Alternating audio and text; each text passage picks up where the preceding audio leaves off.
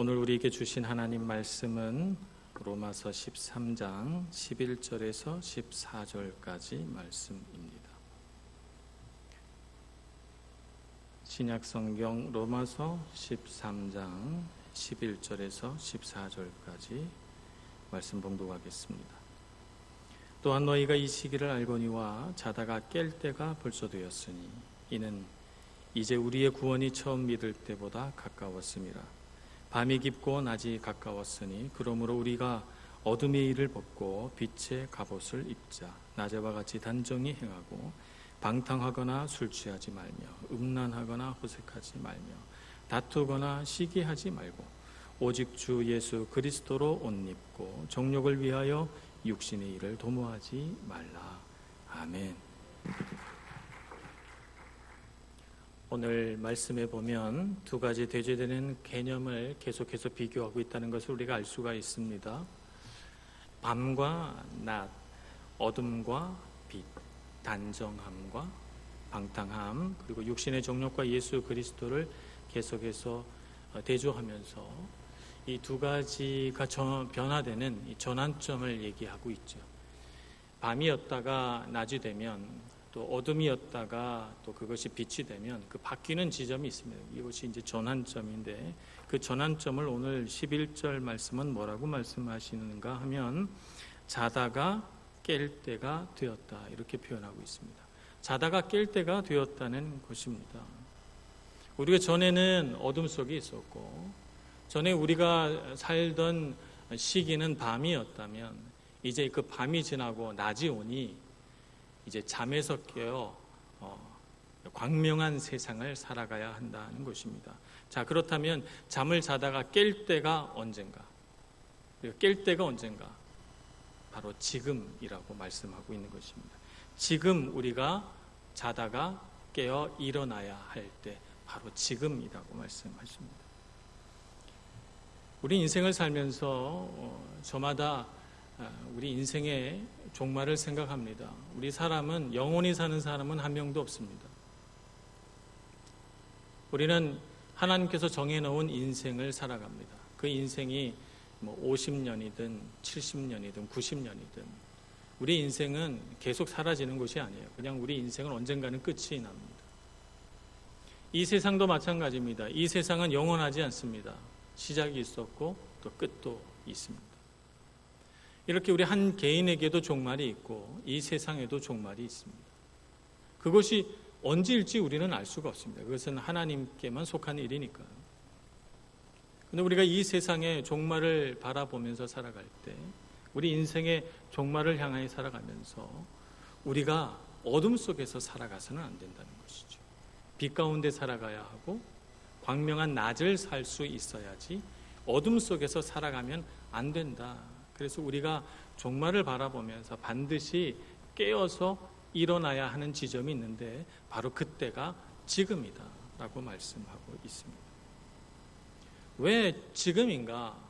앞으로 5일 뒤 혹은 10년 뒤가 아니고 아니면 깨어 일어날 때가 앞으로 지나 버렸다든지 이렇게 정해져 있는 때가 아니고 왜 하필 지금이냐? 우리가 이렇게 이해를 해봐야 되겠습니다. 대학 입시 여러분 다 치르시지 않습니까? 이태리는 한국보다 좀 다른 체계를 갖고 있습니다만 그래도 여기도 시험을 칩니다. 입시 날짜가 발표가 되고 시험을 이렇게 보겠다 나라에서 과목을 정해주면 언제부터 공부해야 됩니까? 그걸 아는 시점부터 공부해야죠. 아니 솔직히 말하면 나라에서 날짜와 학과목을 정해놓기 전에 미리미리 준비해야 됩니다. 여러 가지 어떤 자료들을 가지고 1학년 때부터 준비해야 되고 고등학교 1학년 때부터 착실하게 준비해야 내가 원하는 대학에 갈 수 있습니다. 그러니까 어떤 날짜가 딱 정해지면 입시 날짜가 정해지면 그때부터 우리 입시생들은 마음이 두근두근 지금부터 열심히 해서 내가 원하는 대학에 꼭 들어가야 되겠다 이렇게 결심을 하고 그렇게 부모들도 열심히 공부하라고 격려해 줍니다. 근데 만약 어떤 부모가 입시를 준비하고 있는 자녀를 향해서 아직도 시간 많이 남았는데 뭐 벌써부터 공부하냐? 한 달 남겨놓고 그때 공부 시작해라. 이런 부모 있겠습니까? 이런 부모 아마 없을 겁니다. 오히려 지금 여유 있을 때 공부하라고, 지금 시간 많을 때 미리미리 다양한 경험하고 다양한 여러 가지 대학에 들어가기 위한 조건들을 갖추어 놓으라고 지금 하라고 하죠. 지금. 안 믿는 분들이 저한테 그런 얘기 많이 하세요. 예수 믿으면 천국 간다면서요. 네, 그렇습니다. 그러면 저는 세상에서 재밌게 살다가 죽기 전에 예수 믿겠습니다. 그러면 천국 가지 않겠습니까? 저 놀리는 것 같아요.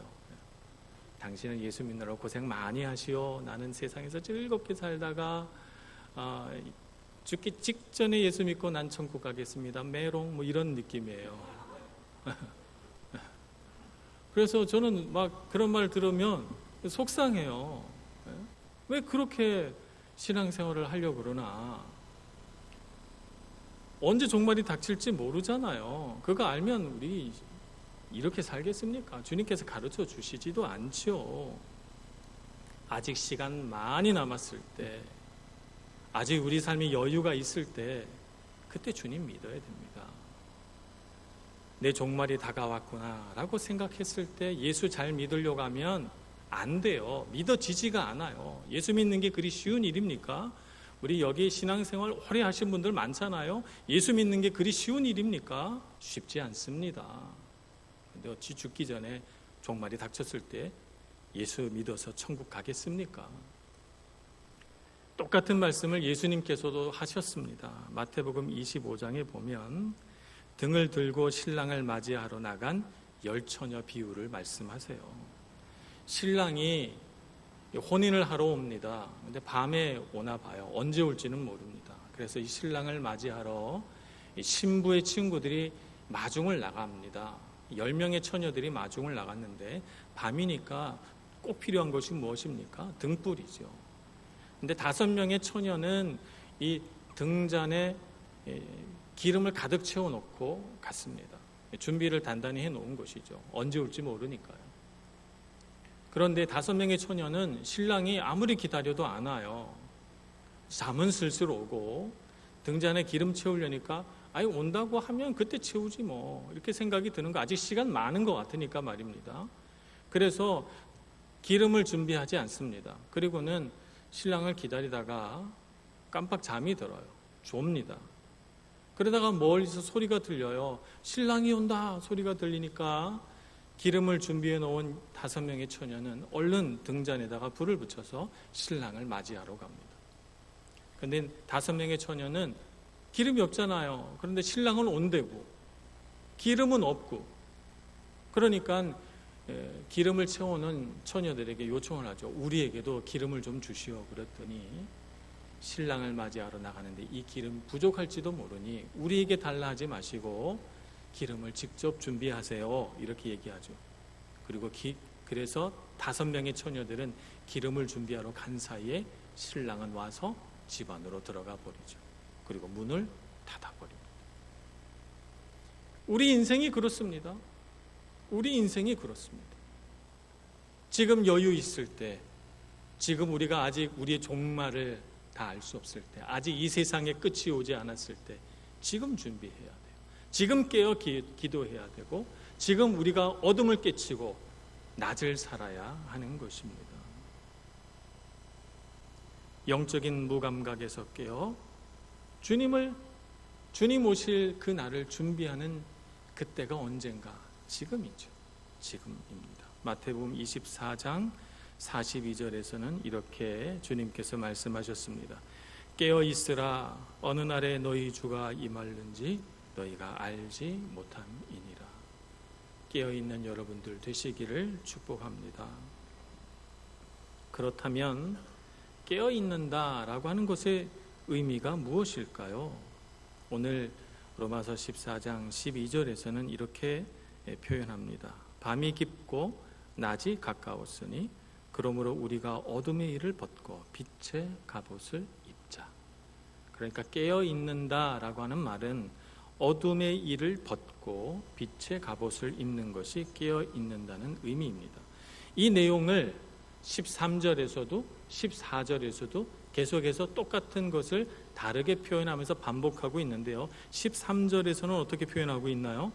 낮에와 같이 단정히 행하고 방탕하거나 술 취하지 말며 음란하거나 호색하지 말고 다투거나 시기하지 말고 라고 표현합니다.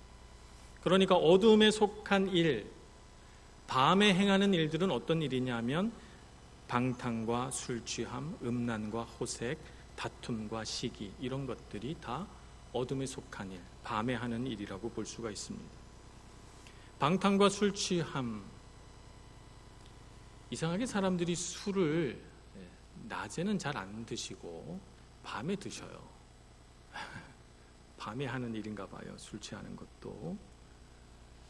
술 취함이라고 하는 것은 술을 한 모금도 마시지 말라 이런 말은 아닙니다. 술 취함이라고 하는 것은 무절제를 의미하는 것입니다. 세상 재미에 푹 빠져서 즐기는 것이 삶의 목적인 삶의 태도를 술 취함이라고 표현하는 것이죠. 그것은 방탕함의 또 다른 형태인 것입니다. 음란과 호색, 하나님께서 우리에게 남성과 여성을 주셔서 남성과 여성이 서로 사랑하게 하시고 그 가운데 우리에게 성적인 즐거움을 주신 것은 하나님이 우리에게 재창조의 능력을 부어주시기 위함입니다. 그런데 우리가 그것을 잘못 사용하면 어떻게 됩니까? 여기 말씀하고 있는 것처럼 음란과 호색이라고 하는 죄를 짓게 됩니다. 성적인 욕망에 제어장치가 없어서 하나님이 주신 아름다운 성을 쾌락의 도구로 사용하는 것입니다. 그래서 그 쾌락에 중독이 되어서 부끄러움을 잃어버리고 몰염치하게 될 때, 그럴 때 우리는 음란하고 호색한다 이렇게 말하는 것입니다. 세 번째, 또 어떤 어둠의 일을 이야기합니까? 다툼과 시기를 이야기합니다. 다툼이라고 하는 것은 남을 짓밟아서라도 나만 잘 살면 된다는 이기적인 마음을 다툼이라고 합니다. 악한 경쟁심이죠. 선한 마음으로 경쟁할 수도 있고 서로가 서로에게 유익이 되는 경쟁도 있습니다만, 이런 다툼이라고 하는 것은 상대방은 파괴하고 나는 얻고자 하는 악한 경쟁심을 일컫는 것입니다. 근데 내가 경쟁해도 이길 수 없으면 그 다음엔 시기합니다. 내가 갖지 못한 것을 가지고 있는 다른 사람을 보게 될 때에는 그 사람을 미워하고 그 사람을 비판하고 그렇게 합니다. 이런 것이 시기하는 마음이죠. 이런 방탕과 술 취함, 음란과 호색, 다툼과 시기는 다 은밀한 곳에서 합니다. 이것이 죄인 줄 알아요. 이것이 부끄러운 줄 압니다. 그렇기 때문에 다들 밤에 하고 어둠에 행합니다.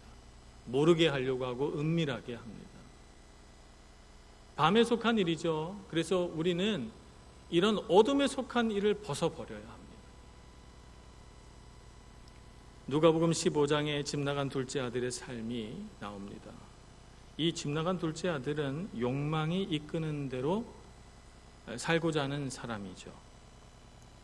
아버지의 재산을 자기의 소유로 삼고 자기가 자기 삶의 주인이 되어서 내가 한번 내 마음대로 살아보자 하는 마음을 가진 사람입니다.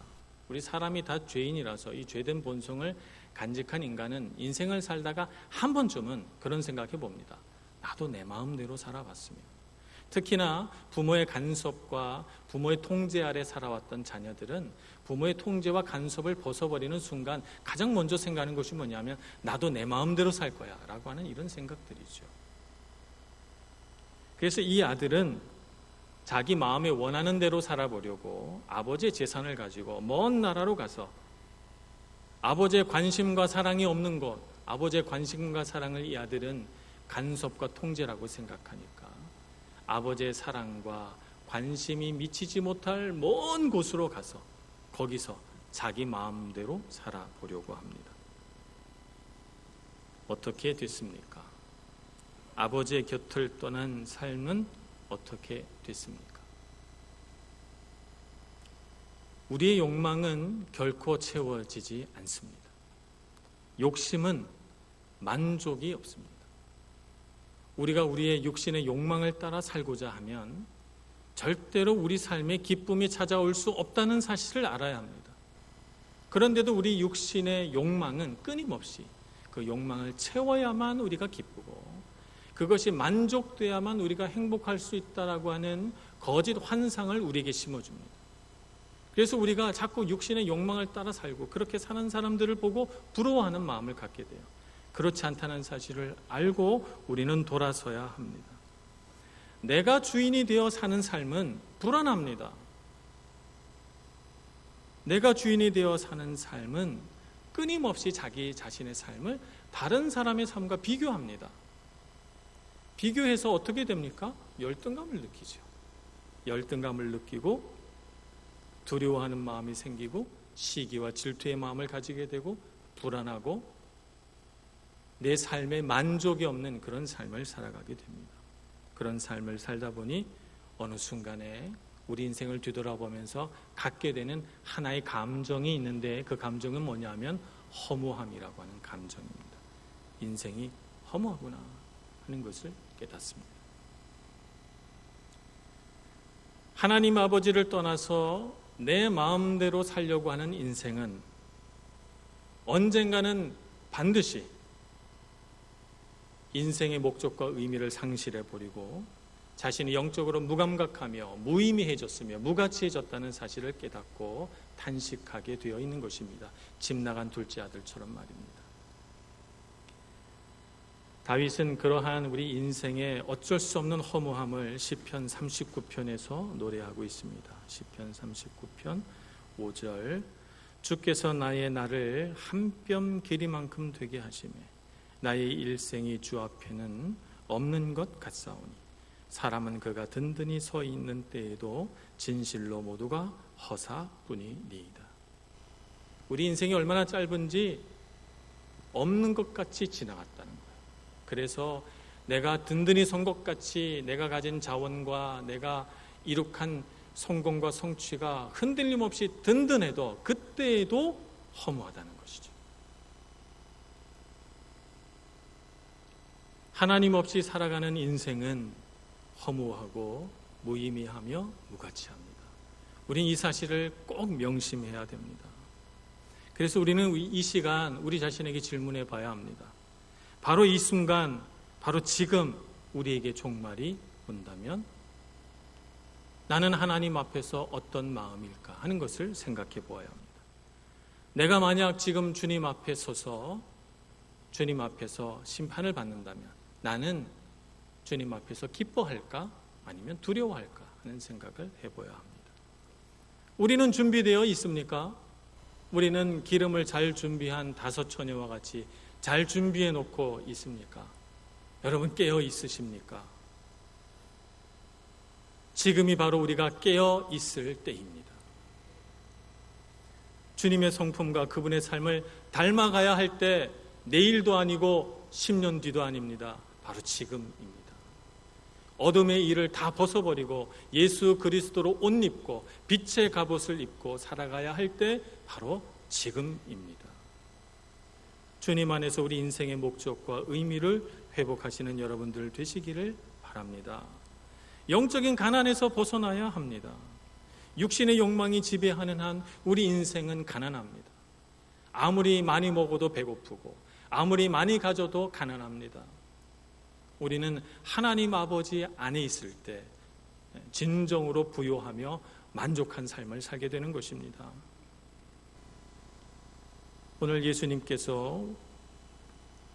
오늘 사도 바울은 예수님의 옷을 입어야 한다고 말씀합니다. 왜 옷이라고 하는 것에 비유했을까요?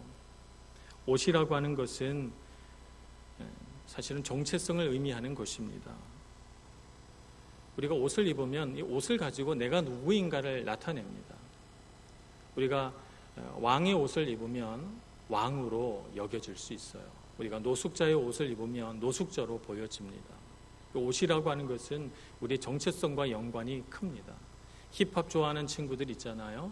여기 보니까 이태리에도 힙합 좋아하는 친구들이 많아요. 그래서 청바지 넓은 거에다가 엉덩이 아슬아슬하게 걸쳐서 바닥에 이렇게 질질 끌리게 입고 다녀요. 제가 그 청년들을 보면 무슨 생각을 합니까? 저 청년은 힙합을 굉장히 좋아하는구나. 그 정체성을 옷을 보고 알죠. 옷은 정체성과 관련이 있습니다. 예수 그리스도로 옷 입자라고 하는 말은 무슨 뜻입니까? 내가 어떤 사람인가를 예수 그리스도 안에서 발견하라는 거예요. 내가 누구인가를 세상에서 증명하려고 하지 말고 세상의 방법으로 내가 누구인가를 증명하려고 애쓰는 삶은 허무합니다. 우리가 누구인가는 어디서 드러납니까? 예수 그리스도 안에서 드러납니다.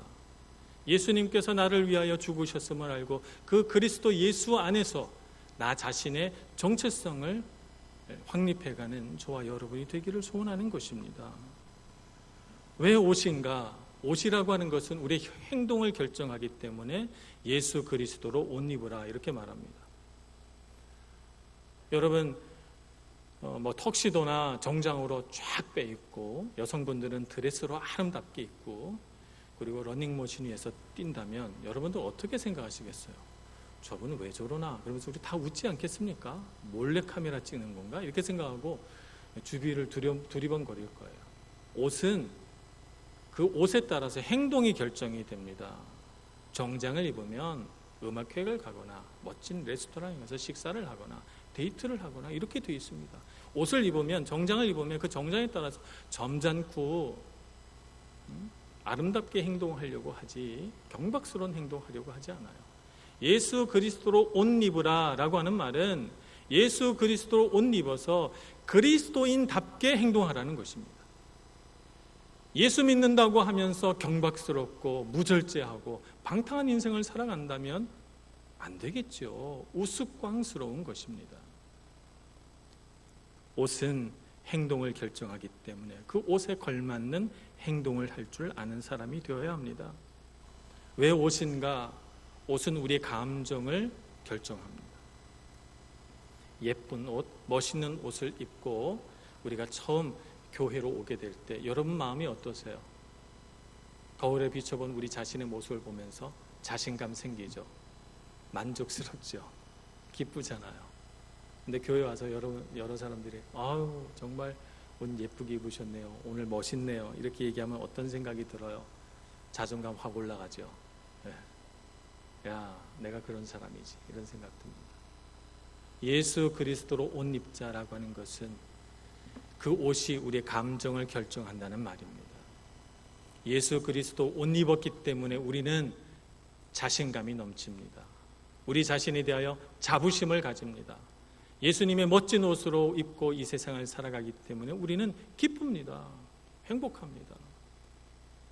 예수님의 옷으로 예수 그리스도로 옷 입는 여러분들 되시기를 축복합니다. 갈라디아서 3장 27절에 이렇게 말씀합니다. 누구든지 그리스도와 합하기 위하여 세례를 받은 자는 그리스도로 옷 입었느니라.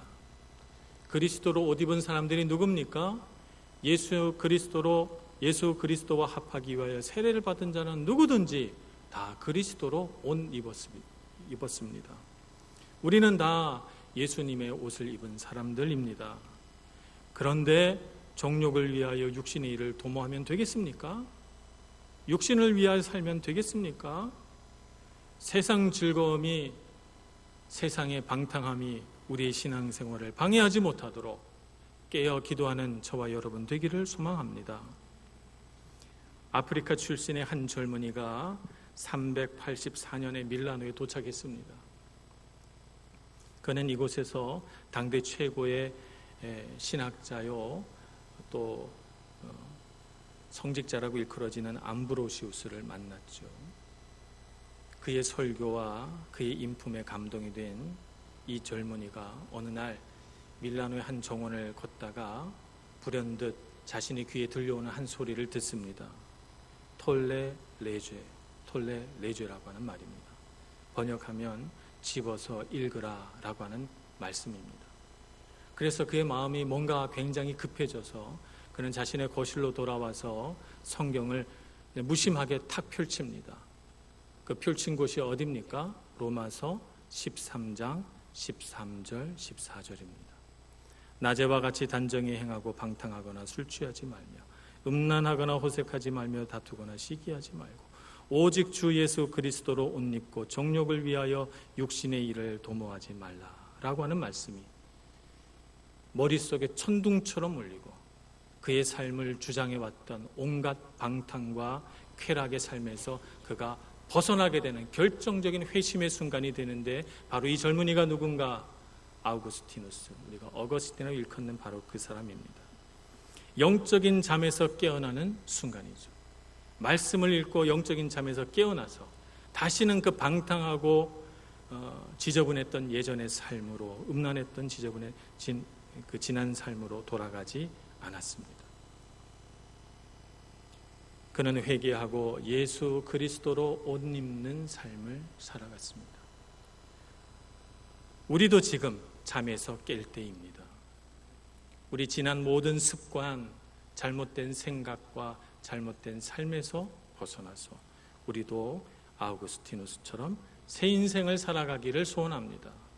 내 삶을 주장하는 것이 육신의 쾌락이 되지 않게 하고 인생의 즐거움이 되지 않게 하고 오직 우리를 향하신 하나님의 사랑과 예수 그리스도의 헌신이라는 것을 알고 주님과 함께 주님으로 옷 입고 주님을 위하여 살아가는 저와 여러분 되기를 간절히 소원합니다.